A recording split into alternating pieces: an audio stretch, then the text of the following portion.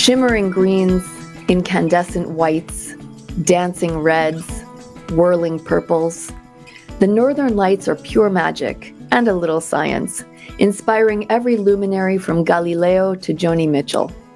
Indigenous cultures have explained the spectacle as anything from playful spirits to airborne firefoxes.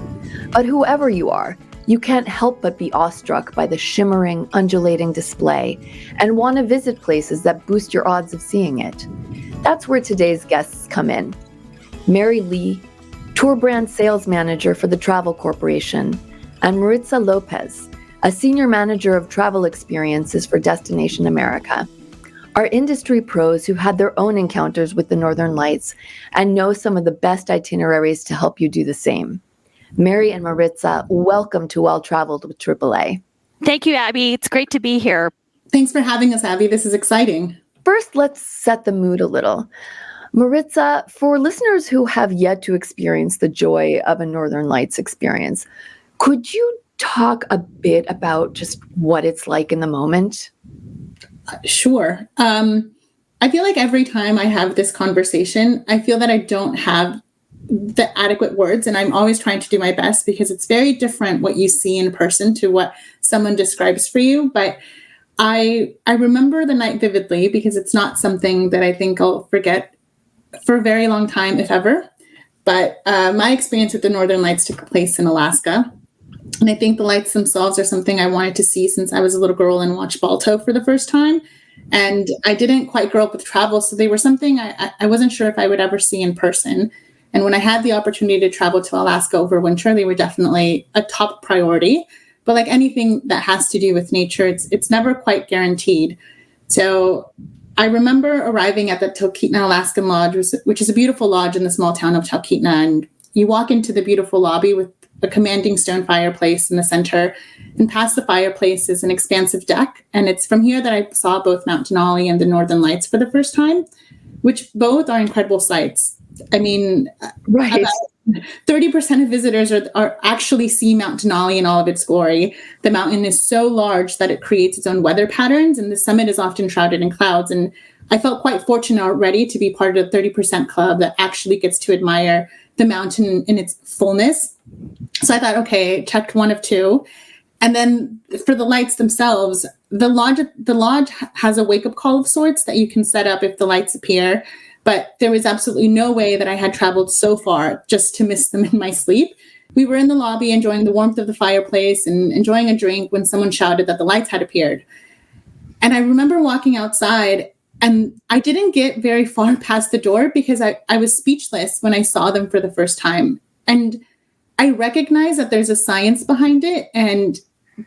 But I think when you see them for yourself, you forget about the science. And you get a little bit lost because to me, it felt as if something or someone was painting the sky. And it's not just the colors that you're seeing because they don't glitter, but they shimmer in a way as they move across the sky that makes you feel like they're alive and they move. They quite literally dance across the sky for you. And I think to me, it's the closest that I've ever felt to witnessing magic. I don't know how long I was out there, but it was definitely long enough to where my toes were definitely cold. And I was starting to feel like I was losing sensation. But knowing that I don't know when I would ever see them again was making it really hard for me to go back inside. And I think in the moment, I was just trying to commit them to memory as best I could because I didn't know when I would ever see them again. And it's something that's really difficult to stop looking at. And they're committed. Like I said, they're committed to memory because it's magic. It's truly, truly magic. If you're interested in taking a vacation to see the Northern Lights with Trafalgar or Insight Vacations, a local AAA travel agent can help find the best experience for you. They'll make sure you're getting the best value, exclusive AAA member benefits, and up-to-date travel information so you can make the most of your vacation. Visit AAA.com/travel to connect with a AAA travel agent. And Mary, let's travel to a totally different part of the world that is equally renowned for its northern light displays, Scandinavia. What can you tell our listeners about some of the experiences available to them there for northern lights viewing? So, Abby, this is where you could see the northern lights from Scandinavia. It's just picture breathtaking mountaintops and covering cities like Helsinki, Alta, Oslo, and journeying through the Finnish Lapland. So picture 150 miles above the Arctic Circle to Avalo, the gateway to the north. And this is where then perhaps some of you might have seen the very famous cozy cabins with the beautiful panoramic windows there in Aurora Village. And that's where you'll be staying. So you can gaze out through the glass roof as the lights of the Aurora Borealis dance above. And then you'll cross into the Finnish-Norwegian border to North Cape and sample caviar. Like, this is where all the food, right? And so when you travel, especially for me, when you dive deeper into a destination, into a culture, you absolutely have to try the food. And so you'll sample stuff like caviar in Europe's northernmost point, and then stopping at places where you'll meet the locals and you'll get to connect with the locals and hear their stories. For example, let's say the indigenous Sami community, where you'll feed their reindeer herd. So truly spectacular moments. Well, it does sound amazing. And you're raising a really important point, which is, as Maritza was saying earlier, you never know, even when you put yourself in the best position to see northern lights, you never know for sure whether they're going to appear or not. But in all of these cases, you're in such spectacular surroundings anyway, that the northern lights are a bonus, because you're doing so many just bucket list type things during the day. So maybe you could go into a bit more of that in some of the Scandinavian itineraries that aim to put you in the path of the northern lights. So this is where, let's go back to the indigenous community. This is where you get a chance to dive deeper into that fascinating history of Scandinavia, and especially in Tromsø, in Norway, where we recognize the Sami population, and we understand there are special rules when it comes to the protection of their cultural heritage. And so this is where you get to meet a family, and they welcome you into their reindeer camp to share their traditions, their culture, their history, and enjoying in an evening of, let's say, dinner and games, and in this case, reindeer games. Uh-huh. So this is where the camp safeguards the traditional practices that are significant to the tribe. And so this is where then you, as a traveler, you're educated about the sustainability and the resiliency of their community. Getting ready to travel? Make sure you and your travel investment are protected with travel insurance, so you can do more and worry less. For more information, visit AAA.com/travel insurance.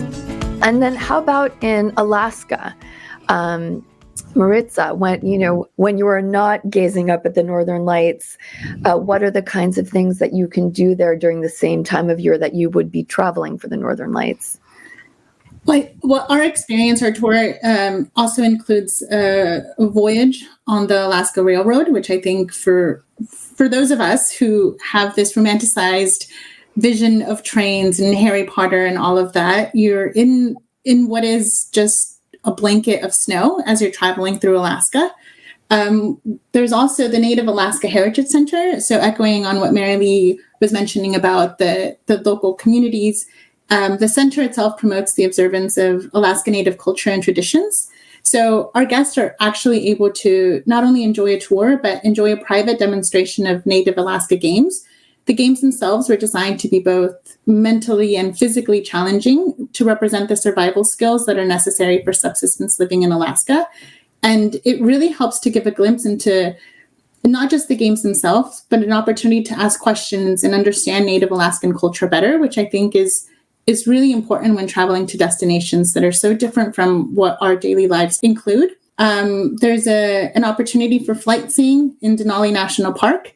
So you have not just the opportunity to see Mount Denali from the lodge, but an opportunity to get a bit closer and see it in all of its mighty glory right in front of you, which I think is quite epic. Snowshoeing, if anyone's ever tried snowshoeing, it seems quite easy, but I think when you're actually out there, you really you gain, I think, more respect for the people that use this, not just as an activity, but as a mode of transportation to travel through the winter. I think the experiences that we include touch on different aspects of the destination that we're visiting, both culturally, physically, and it's an incredible destination to visit. And like you're saying, apart from the Northern Lights, there are so many other things to be done there.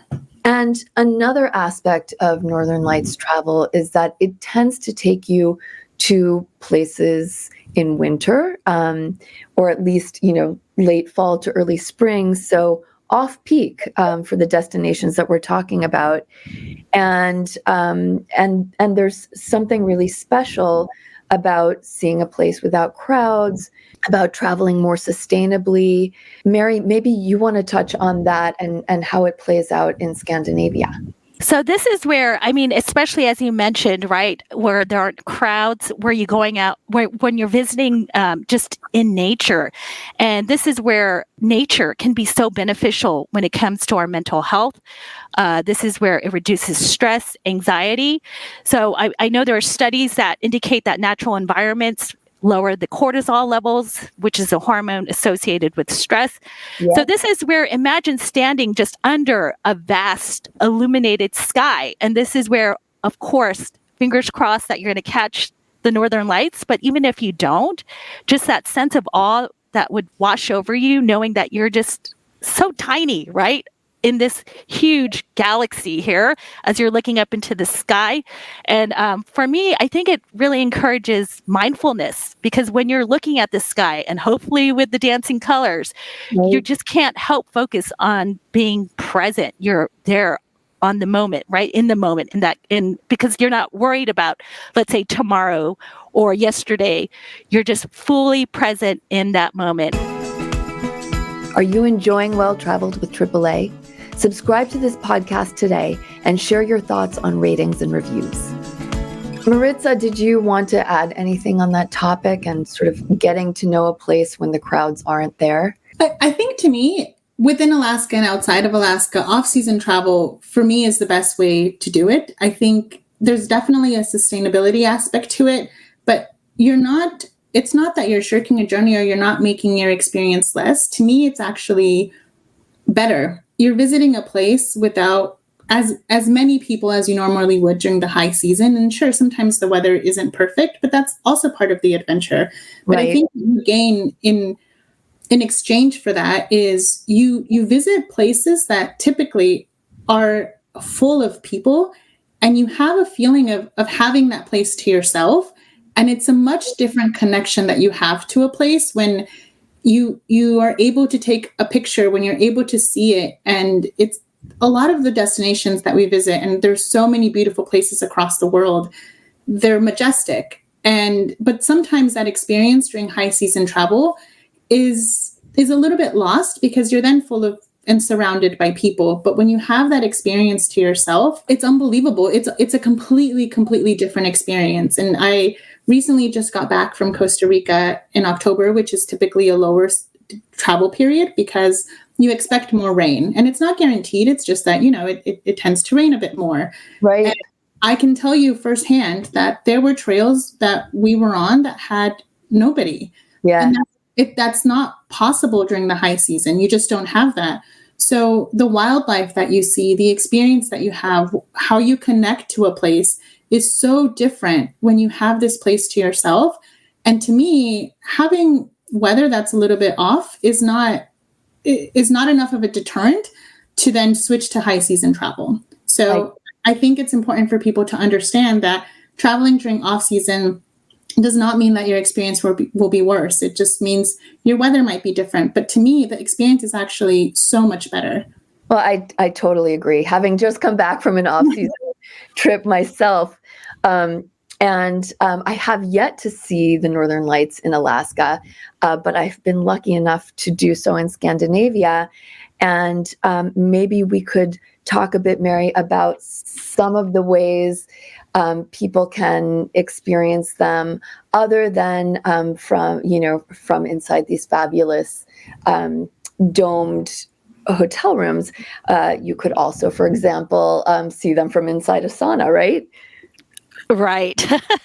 And this is where absolutely on our trips, not only do you get to experience these wonderful immersive experiences, but that you get to go, let's say, enjoy bread. So this is where it's not just any bread, but where it's done, where they actually dig it in the ground. So it's this just really amazing bread to that sauna that you're saying, because of course it's super cold out there.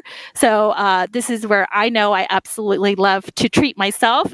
And so this is where it's just a lot of just experiences, whether it's having that cup of tea or coffee inside your panoramic glass ceilinged lodge, or sitting there in a hot tub, right, looking at the views. Just lots of wonderful experiences in addition to meeting the local people.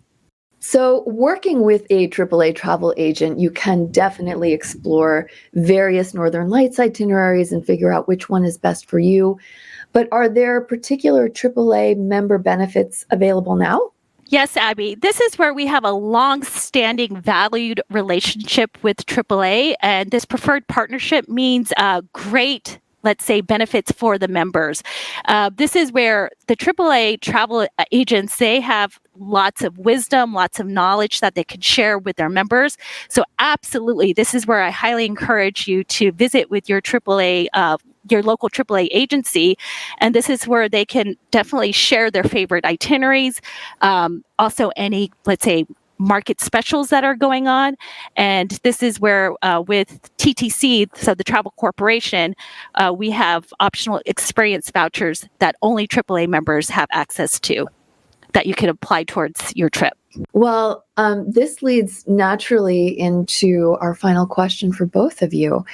And that is, what does well-traveled mean to you? Maritza, let's start with you.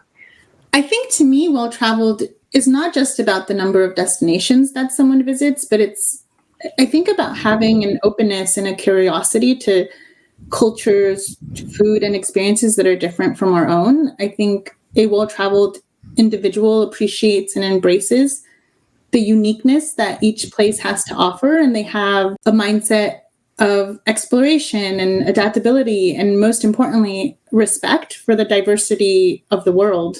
Mary, how about you? I totally agree with what Maritza is saying.